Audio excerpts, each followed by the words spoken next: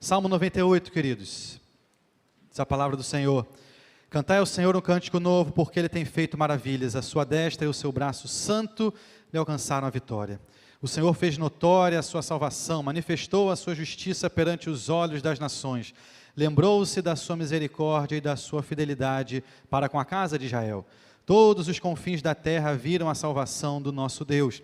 Celebrai com júbilo ao Senhor todos os confins da terra, aclamai, regozijai-vos e cantai louvores. Cantai com harpa e louvores ao Senhor, com harpa e voz de canto, com trombetas e ao som de buzinas, exultai perante o Senhor, que é Rei. Ruja o mar e a sua plenitude, o mundo e os que nele habitam. Os rios batam palmas e juntos cantem de júbilo os montes, na presença do Senhor, porque Ele vem julgar a terra, julgará o mundo com justiça e os povos com equidade. Oremos, irmãos. Bondoso Deus, obrigado, Pai. Obrigado porque o Senhor é nosso Deus. Obrigado, Pai, porque aqui nesse tempo já cantamos ao Senhor, já confessamos pecados, já pudemos, Deus, trazer dízimos, ofertas, Deus. Obrigado, Pai, tamanho privilégio que temos de sermos parte da Tua família, do Teu corpo aqui. E agora, Deus, estamos desejosos para ouvir a Tua voz. Fale conosco, Deus, ilumine as nossas mentes, os nossos ouvidos, os nossos corações, de maneira que verdadeiramente internalizemos tudo aquilo que Tu tens para nós e possamos de fato propagar tão somente para a Tua honra e glória em Cristo Jesus. Amém. Isaac Watts, ele foi um poeta, teólogo, pedagogo inglês, nascido ali no ano de 1674. Ele é autor de cerca de 750 hinos, mas talvez o mais famoso deles seja o hino Povos Cantai. A letra, ela vai falar assim: povos cantai, Jesus nasceu, saudai o grande rei, que cada ser lhe dê lugar, ó terra e céus cantai, ó terra e céus cantai, ó terra e céus ao rei cantai. E aí a estrofe final nos diz assim: seu reino é de retidão, provai-o, ó nações, as glórias mil de suas mãos, e do seu grande amor, o seu tão grande amor, cantai. Esse hino, queridos, normalmente é cantado na época de Natal, mas originalmente ele não foi composto visando o nascimento de Cristo, mas sim a sua segunda vinda. Não tem problema nenhum, queridos, cantarmos esse hino no Natal, mas o que o Watts pretendia, na verdade, era exaltar a vinda do grande Rei da Terra, Cristo Jesus. E foi justamente esse Salmo de número 98 que Isaac Watts, ele inspira-se para então compor esse belo hino. Esse hino é também chamado de hino do reino, justamente pela inspiração que vem desse salmo. E repare que ele fala do reino messiânico, e não cita em momento nenhum, por exemplo, a manjedoura. O Salmo 98, queridos, ele foi composto claramente para louvar ao Senhor, por conta ali de uma grande vitória que Israel recebe diante dos seus inimigos. Esse é um salmo que, por exemplo, não traz agora comparação com os pagãos. O que nós encontramos aqui é alegria pela celebração das vitórias. E repare que ele indica, e logo no início ele se utiliza de uma palavra, a palavra salmo. Veja aí na sua Bíblia, em algumas Bíblias vem logo ali acima do capítulo, né, o 98, é um único salmo que na verdade se inicia com essa palavra hebraica para salmo, demonstrando que esse sim é um verdadeiro hino, um cântico de louvor e de adoração ao nosso Deus. Mas veja, apesar de ser esse hino cantado alegremente, ele vai também tratar de julgamento, de juízo, demonstrando assim também esse caráter profético do Salmo. Com isso, queridos, nós vamos agora analisar pelo menos 3 aspectos da pessoa de Deus, demonstrados aqui nesse Salmo, que muito podem nos auxiliar para então vivermos no seu reino e, claro, visando a expansão desse reino aqui na terra. Veja comigo, queridos, em primeiro lugar, os versos de 1 a 3 do nosso Salmo de número 98, nós aqui encontramos Deus, o Salvador. Veja comigo, versos de 1 a 3. Cantai ao Senhor um cântico novo, porque Ele tem feito maravilhas. A sua destra e o seu braço santo lhe alcançaram a vitória. O Senhor fez notória a sua salvação, manifestou a sua justiça perante os olhos das nações, lembrou-se da sua misericórdia e da sua fidelidade para com a casa de Israel. Todos os confins da terra viram a salvação do nosso Deus. Nessa parte do Salmo, queridos, o autor aqui, ele foca no povo de Deus e na maravilhosa demonstração de poder do Senhor. O povo agora, diante de toda essa demonstração, não poderia fazer outra coisa a não ser então entoar ali um cântico novo a Deus. E essa expressão, queridos, cântico novo, que nós encontramos aqui, mas também no Salmo de número 96, no Salmo de número 33, por exemplo, denota uma expressão de louvor sincera, de alguém que busca agora de fato um novo cântico, um novo louvor, e não meras repetições, palavras ao vento, mas é o louvor de alguém agora de fato desejoso por adorar, verdadeiramente, entendendo ali cada linha, cada palavra daquilo que canta. Calvino ele afirma, a expressão aqui usada denota uma atribuição de louvor extraordinário, não costumeiro. E é isso mesmo, queridos, que ocorre. Não é algo comum para o salmista, visto que ele está aqui celebrando a vitória, que nós já veremos logo mais que vitória é essa. Diz o texto ainda no verso 1 que ele tem feito maravilhas, a sua destra e o seu braço santo lhe alcançaram a vitória. O salmista, queridos, ele louva ao Senhor, ele apresenta um novo cântico ao seu Deus pela maior vitória que poderia ter. A vitória, queridos, que todos nós alcançamos em Cristo Jesus, a salvação. Calvino também comenta aqui, ao falar de coisas maravilhosas, ele representa isso como uma suma de tudo, a saber, que Deus conquistou a salvação com a sua própria destra, ou seja, não por meios humanos, nem de uma maneira ordinária, porém livrando a sua igreja de uma maneira sem precedente. Essa salvação maravilhosa, queridos, ela é feita unicamente pelo braço, pela mão do Senhor.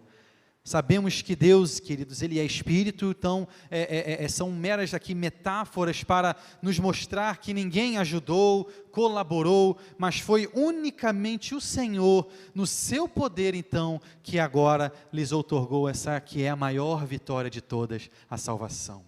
Isaías 56, verso 16, vai nos afirmar assim, viu que não havia ajudador algum e maravilhou-se de que não houvesse um intercessor. Pelo que o seu próprio braço lhe trouxe a salvação, e a sua própria justiça o susteve. Tanto no Salmo 98, quanto nessa porção que lemos de Isaías, o braço do Senhor é sinônimo então daquilo que é feito de forma extraordinária. A salvação em Cristo Jesus, queridos, é esse ato maravilhoso, um ato extraordinário de Deus de fato, de um Deus que efetivamente salva o seu povo. E o texto continua, nos mostrando que tudo aquilo que Deus fez foi como que um testemunho às nações gentias, uma clara demonstração da sua fidelidade, do seu amor ao seu próprio povo, o seu povo santo, o seu povo escolhido. Diz o verso de número 2, veja comigo. O Senhor fez notória a sua salvação, manifestou a sua justiça perante os olhos das nações. Percebemos aqui que há, queridos, aqui agora uma relação entre salvação e a justiça de Deus. Quando o Senhor age, salvando os seus, isso então é uma clara demonstração também da sua justiça.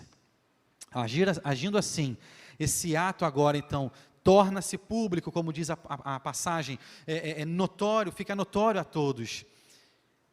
E sabe, queridos, como essa salvação então torna-se pública, conhecida por aqueles que estão lá fora, os gentios? Quando aquele que é salvo passa então agora a agir de forma diferente. Quando aquele que é alvo da graça, desse amor, demonstra claramente que o pecado agora não faz mais morada no seu coração. Quando aquele que é objeto do amor do Senhor, não só diz que agora está na igreja, que está gostando de participar dela, mas quando efetivamente o Evangelho transforma aquela realidade, transforma aquela vida com arrependimento e verdadeira conversão. É a luz, queridos, chegando em um lugar de trevas. A luz que ilumina, a luz que clareia, E assim, o verso de número 3 nos diz, veja comigo: lembrou-se da sua misericórdia e da sua fidelidade para com a casa de Israel. Todos os confins da terra viram a salvação do nosso Deus. Lá em Êxodo, capítulo 2, verso 24, diz assim: ouvindo Deus o seu gemido, lembrou-se da sua aliança com Abraão, com Isaque e com Jacó. E viu Deus os filhos de Israel e atentou para a sua condição. Deus agiu, queridos, com fidelidade. Agiu no tempo certo para libertar o seu povo daquela escravidão no Egito. Essa salvação, queridos, então, é tornada pública, para que todas as nações agora vejam quão grande, quão poderoso é o nosso Deus. Essa é a primeira parte, portanto, do Salmo 98, e ela nos mostra esse Deus, um Deus que salva, uma salvação maravilhosa, uma salvação extraordinária, e a chamada do salmista agora é para que nos alegremos com isso, entoar um novo cântico ao Senhor, porque Ele fez, faz e ainda fará maravilhas em favor daqueles que Ele ama. Veja o exemplo, queridos, que está lá em Lucas, capítulo 1, de 46 a 55, se possível você abra, aí à sua frente também temos as Bíblias, fique muito à vontade de pegá-las e também utilizar-se delas. Lucas capítulo 1, de 46 a 55, nós temos ali o exemplo de alguém que também não se conteve, mas entoou um novo cântico ao Senhor. Maria, queridos, ela canta muito daquilo que encontramos aqui nesse Salmo 98. Se o salmista aqui afirma, cantai ao Senhor um cântico novo, Maria, ela vai afirmar, a minha alma engrandece ao Senhor. O salmista diz, porque Ele tem feito maravilhas. Maria diz, porque o poderoso me fez grandes coisas. O salmista afirma, a sua destra e o seu braço santo lhe alcançaram a vitória. Maria afirma, agiu com o seu braço valorosamente. O salmista nos fala, o Senhor fez notória a sua salvação, manifestou a sua justiça perante os olhos das nações. Já Maria vai dizer, a sua misericórdia vai de geração em geração sobre os que o temem. E finalmente, o salmista diz, lembrou-se da sua misericórdia e da sua fidelidade para com a casa de Israel. E Maria canta, amparou a Israel seu servo, a fim de lembrar-se da sua misericórdia. Irmãos, aquele que se alegra com a sua salvação, ele não quer outra coisa, a não ser louvar, glorificar, bendizer o nome do seu Deus. Não quer simplesmente cantar os hinos, as canções da boca para fora, mas faz de cada salmo, assim como fez Maria, a sua própria oração, o seu próprio louvor. Cante na sua casa, cante os salmos, faça da palavra do Senhor o seu próprio inário, para a honra e glória do nosso Deus. Segundo lugar, queridos, versos de 4 a 6, nos mostram agora Deus como Rei. Esse salmo, queridos, ele é enquadrado como um dos chamados salmos reais, por conta justamente agora desse ponto. Diz a palavra do Senhor, versos de 4 a 6, celebrai com júbilo ao Senhor todos os confins da terra, aclamai, regozijai-vos e cantai louvores, cantai com a harpa louvores ao Senhor, com harpa e voz de canto, com trombetas e ao som de buzinas, exultai perante o Senhor, que é Rei. A primeira parte, queridos, que vimos, é o salmista então louvando a Deus como Salvador, e convidando agora o povo a cantar essa nova canção. Já essa segunda parte, exalta a Deus como Rei, mas veja, não somente como um Rei ali sobre Israel, mas na verdade, o Rei de toda a terra. Ou seja, agora a chamada adoração do salmista, ela é na verdade o que? Ampliada. Toda a terra é agora convocada a cantar louvores ao Rei dos Reis. E veja o que nos diz o verso de número 4, celebrai com júbilo ao Senhor todos os confins da terra, aclamai, regozijai-vos e cantai louvores. Ou seja, é uma chamada à alegria. A adoração do Senhor precisa ser uma adoração alegre. Quem adora o faz com um coração alegre, independentemente das circunstâncias da vida. É o louvor, queridos, de alguém que sabe bem que tem a salvação em Cristo, e isso já é motivo de toda a sua alegria. Uma alegria que, na verdade, até contagia. Esse lugar que nós estamos, a igreja, o culto ao Senhor, deve ser um lugar, um espaço de alegria.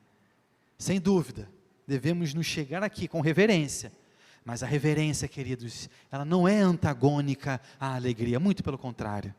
Precisamos nos alegrar por fazermos parte da família de Deus, parte desse povo santo, desse povo separado, eleito de Deus e para Deus.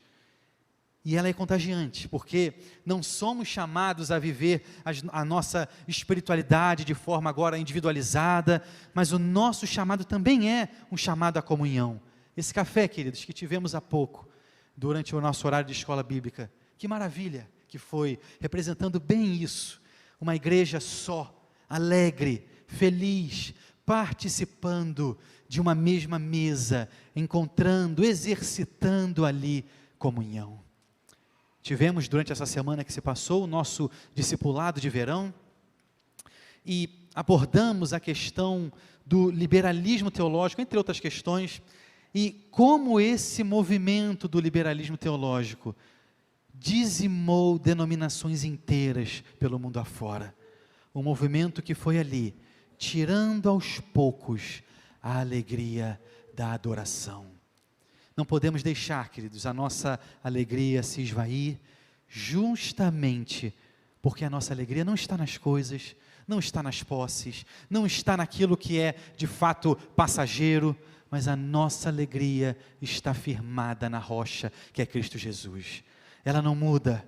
Ele, o nosso Senhor Jesus, Ele é eterno, e eternamente com Ele viveremos. E todo esse cântico, com harpas, com vozes de júbilo, com trombetas, é para exaltar o Deus Rei. Ele é Rei sobre tudo e sobre todos. Ele é o Senhor soberano e merece toda a nossa adoração, todo o nosso louvor, toda a nossa alegria. Para o salmista, as nações devem reconhecer o Senhor de Israel como o seu Deus, como o seu Rei. Esse é mais um chamado, queridos, também que temos aqui, a conversão das nações, para que, portanto, todas elas se submetam ao senhorio de Deus. Terceiro lugar, queridos, e último lugar, o salmista agora convida toda a criação a louvar a Deus. Na primeira parte, a chamada do salmista foi direcionada a Israel. A segunda parte, a chamada então é ali, para todas as nações da terra. E agora, o apelo é para a criação louvar a Deus. Diz o texto, de 7 a 9, ruja o mar e a sua plenitude, o mundo e os que nele habitam, os rios batam palmas, e juntos cantem de júbilo os montes, na presença do Senhor, porque Ele vem julgar a terra, julgará o mundo com justiça, e os povos com equidade. A razão do salmista, queridos, de agora convocar a natureza a louvar a Deus, encontra-se no verso de número 9, porque Ele vem julgar a terra. Nos primeiros versos do Salmo, Israel, ele foi liberto, ele alcançou salvação. Na segunda parte que trabalhamos, as nações do mundo louvaram ao Senhor. Agora, toda a criação aguarda ansiosa a volta do Senhor, porque na segunda vinda de Cristo haverá libertação para a natureza, libertação da escravidão do pecado, decorrente justamente da queda em Adão. Lá em Romanos 8, de 18 a 25, o apóstolo Paulo vai trabalhar sobre essa questão. E Paulo assim coloca, a partir ali do verso 19 de Romanos 8, a ardente expectativa da criação aguarda a revelação dos filhos de Deus, pois a criação está sujeita à vaidade, não voluntariamente, mas por causa daquele que a sujeitou, na esperança de que a própria criação será redimida do cativeiro da corrupção, para a liberdade da glória dos filhos de Deus. Porque sabemos que toda a criação, a um só tempo, geme e suporta angústias até agora. James Boyce, esse comentarista, ele comenta essa porção daqui de Romanos 8, dizendo assim: nesses versos, Paulo personifica a natureza. Ele não quer dizer que a natureza tem sentimentos como os nossos, mas que a natureza ainda não é tudo o que Deus a predestinou e está, de certa forma, esperando por seu verdadeiro cumprimento. O cristão, queridos, tem uma perspectiva sobre a natureza, por vezes diferente daquilo que o mundo coloca.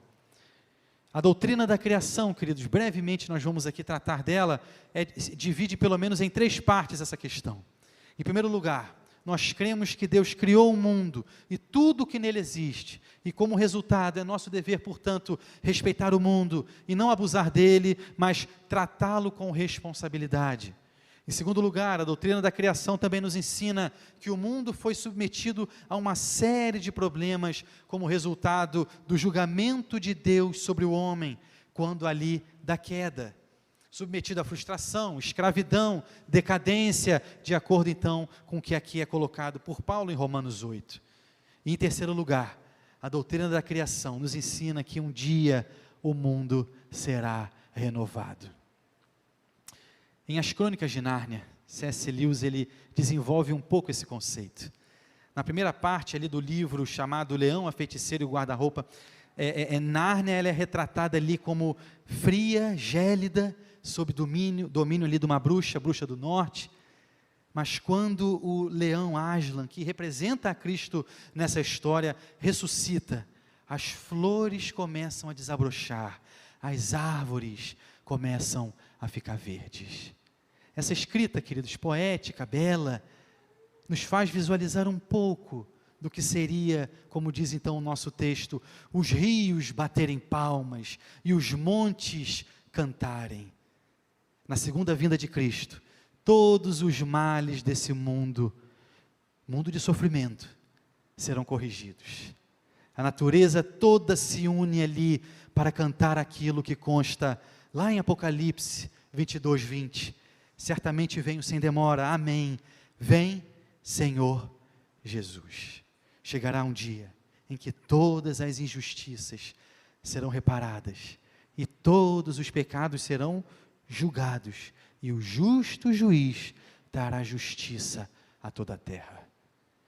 Concluindo, queridos, retornando ali ao hino de Isaac Watts, conta a história que Watts ele compôs esse hino justamente porque percebeu que não havia mais vigor no cantar da igreja. Ele viu nesse Salmo de número 98 que a adoração ela deve ser revestida de toda a alegria, e assim então ele compõe esse que é um dos mais marcantes hinos de toda a história. Que esse vigor, que essa alegria inundem também aí a sua vida.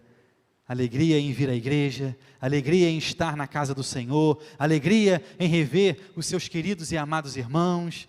Cristo Jesus, nosso Rei, em breve retornará. E como parte desse reino, somos chamados a adorar, glorificar, exaltar o nome do nosso Rei. E enquanto aqui estivermos, tenhamos sempre em mente que o nosso Deus, o justo juiz, fará justiça. Ainda é tempo de arrependimento. Quando Cristo voltar, já não haverá mais tempo. Por isso, se você ainda não tem a Cristo como seu Senhor e suficiente Salvador, ainda é tempo de arrepender-se e voltar-se para Ele. E você, que já o tem como seu Senhor e Salvador, ore ao Pai, rogando que Ele te use como luz no mundo, como sal na terra, de maneira que as nações vejam através da sua vida, através do seu discurso, através do seu testemunho, a grandeza, o poder, as maravilhas do nosso Deus. Amém? Vamos orar, irmãos. Bondoso Deus, obrigado, Pai, pela alegria. Obrigado, Deus, porque essa alegria vem do Senhor. Alegria de estarmos na Tua casa, alegria, Deus, de cantarmos louvores a Ti, mas maior alegria do que todas essas é a alegria na salvação. Obrigado, Deus, porque somos esse povo em quem o Senhor acha graça. Obrigado, Deus, porque somos chamados família tua. Obrigado, Deus, por Cristo Jesus, que vertendo o seu precioso sangue naquela cruz, nos compra, e com esse alto preço agora, nós vivemos como teu próprio corpo aqui nesse lugar. Que alegria, Deus, que privilégio, que honra nós temos. Queridos Senhor e Pai, se há alguém aqui que ainda não tem a Cristo como seu Senhor e Salvador, visite, Pai, esse coração, e que haja, Deus, nessa manhã, arrependimento, salvação, Pai, e que a nós, como tua igreja, Pai, o Senhor nos dê intrepidez, nos dê, Deus, ousadia de efetivamente e de fato refletirmos a tua face, de salgarmos o mundo, de iluminarmos as trevas, Pai, com a tua palavra, com o teu evangelho, que de fato transforma vidas. Fica, Senhor, com cada lar, com cada família aqui representada. É o que nós te oramos em Cristo Jesus, Senhor nosso. Amém.